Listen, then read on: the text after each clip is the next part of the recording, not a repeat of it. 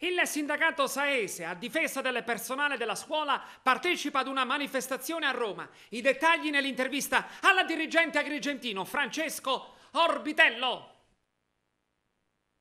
Il sindacato Saese organizza una manifestazione sindacale a Roma. Il dirigente locale agrigentino Francesco Orbitello.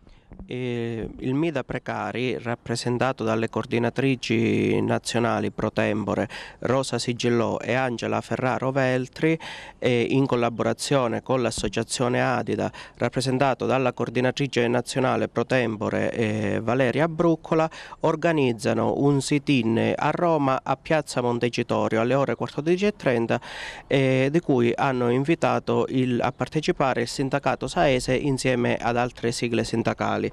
CGL, tramite nota ufficiale, CGL, CISL, WIL, SNALS e GILDA.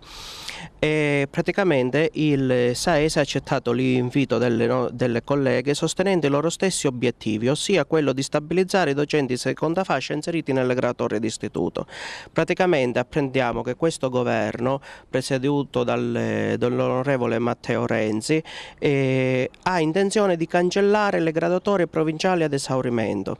Invece noi chiediamo che non vengano cancellate queste graduatorie ministeriali e che venga stabilizzato tutto il personale docente senza fare distinzione, tra l'altro anche con il personale ATA.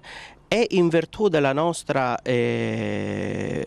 procedura di infrazione aperta nel novembre del 2013 contro lo Stato italiano, chiediamo praticamente che vengano stabilizzati anzi venga creato un nuovo reclutamento per i docenti inseriti nel graduatorio istituto di seconda fascia e si trovi anche una soluzione per i docenti non abilitati inseriti nel graduatorio istituto di terza fascia.